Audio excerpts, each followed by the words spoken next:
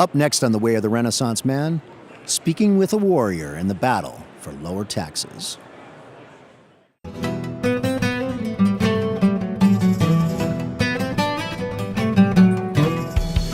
Welcome to the Way of the Renaissance Man podcast. This is a show about ideas, personal empowerment, and celebrating the rational life. Our goal is to help each other discover the tools needed to better focus our minds, integrate our thoughts with actions, and live the lives we really want. I'm your host, Jim Woods.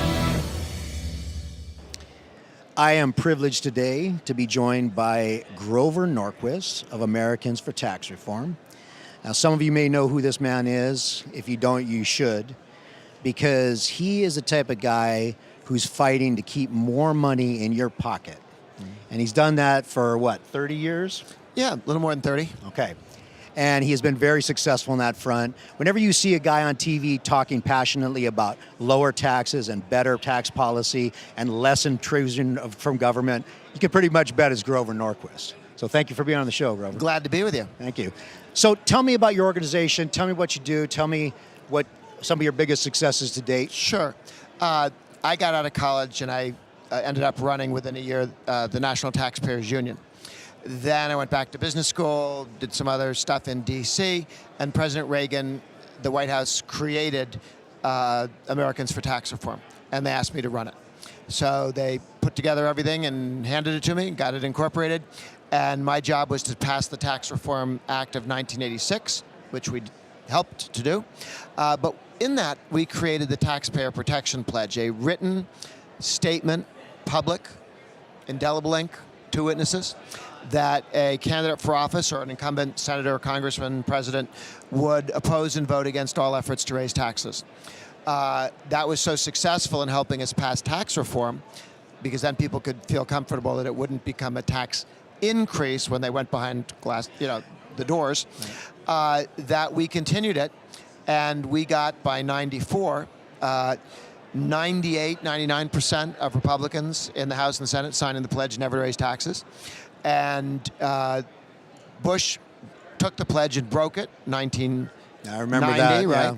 But he lost the next election. Exactly. And the message went out to Republicans: if you wish to be elected, take the pledge. If you wish to stay elected, keep the pledge. And we haven't had a Republican vote for a tax increase since 1990. We haven't had a tax increase pass in Washington unless the Democrats had the House, the Senate, and the presidency. So it really has been a blocker for years and years and years for tax increases. And then we fight for every opportunity to keep taxes coming down, not going up. I think one of the things you just mentioned is the principle behind that is accountability. You held these politicians accountable for their decisions.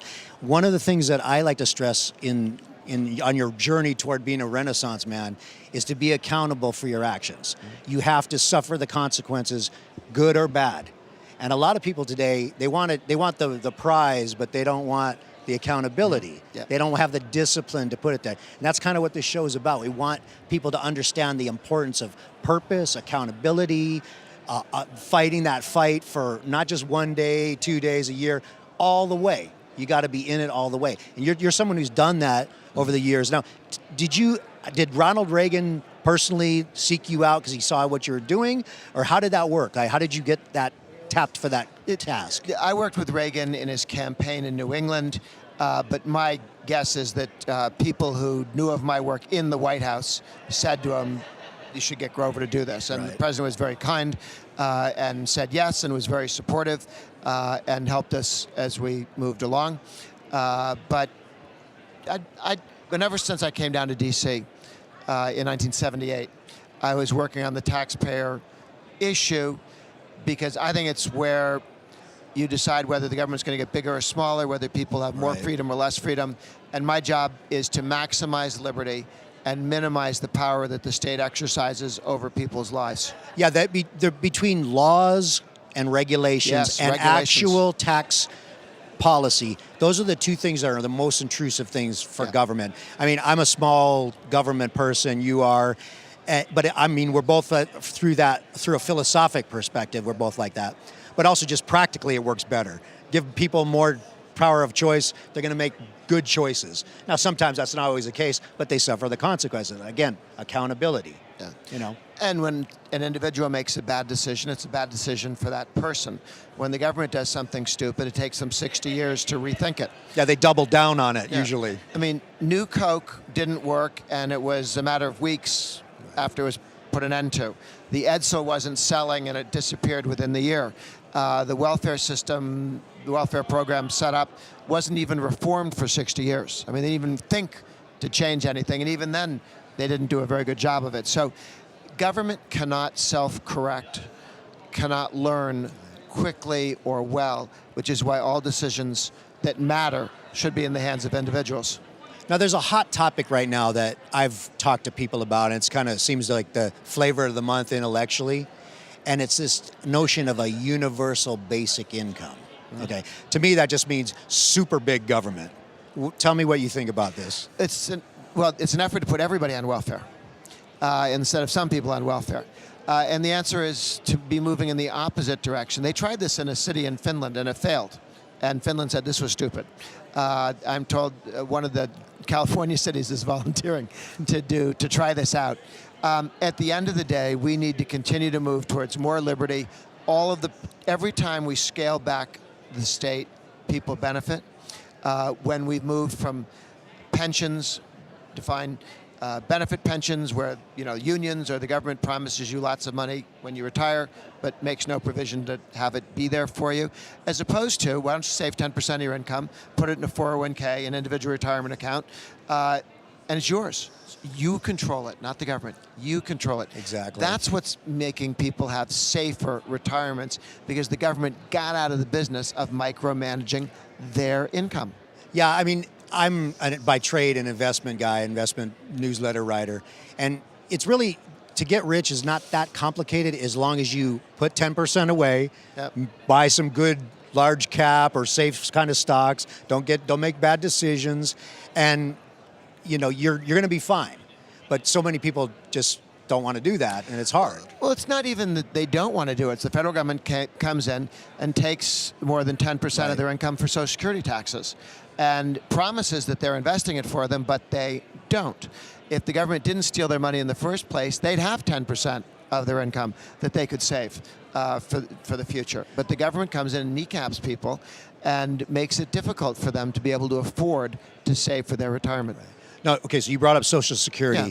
What do you think someone who's in their kind of 20s, 30s right now, my listeners, what do you think they're going to see? Do you think it'll be there when they're in its current form or something similar when they're ready to do their retirement? Somebody who's 20 now? Yes. No. If you're 20, don't count on it being there in anything that looks like what it is now, because there are not enough kids being born. There's, the demographics don't work. The demographics don't work. It's a Ponzi scheme. It was a Ponzi scheme, and they've come to the end where there are not enough people putting in for people to take out, because it's not saved, it's not invested. Right.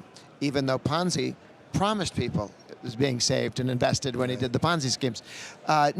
Make arrangements for your own retirement. I hope that we will be able to reform Social Security so that the money the government forces you to give them, it'd be a big step forward if they said, okay, you have to take that money and put it in a 401k. So it's not completely free, but it's at least in your pocket and not the government's pocket. I think that's step one to saying, you know what, it's your decision completely. Yeah, the more people realize that they need to be responsible for their own lives, the better off all of us are going to be, because we're not drawing on anyone else to take care of you. And it would be helpful if the government stopped lying to people and promising them that they were making arrangements for their retirement, for their health care, when they aren't. Yeah, the government's good at lying. Yes, unfortunately, and blowing things up. Exactly. All right, so let's pivot a little bit. I want to find out something about Grover Norquist I heard something about you that most people might not know. You're actually like flirting with the idea of stand-up comedy, and you've done stand-up comedy. I do it. You can find it on YouTube. I've performed at the Comedy Store in L.A., performed at Burning Man, a fair amount annually at the D.C. Improv. So I took it on as a challenge because I realized how difficult it is to do stand-up comedy. Right. And was told by a friend, if you can come up with 15 jokes, half of which work, I'll get you on amateur night. So I started putting together a list, and then I was shortly thereafter invited to participate in a contest 6 months later on comedy. I said, 6 months? I can do it. So it's fun. It's good practice. I've done a fair amount of television, did 2 of the Alpha House comedy shows, playing myself. So it's led to interesting things. That's interesting. You've also been in a few cameo roles in movies, too. Tell us about that. I have been in all 3 of the Ayn Rand novels. I was trying to remember it.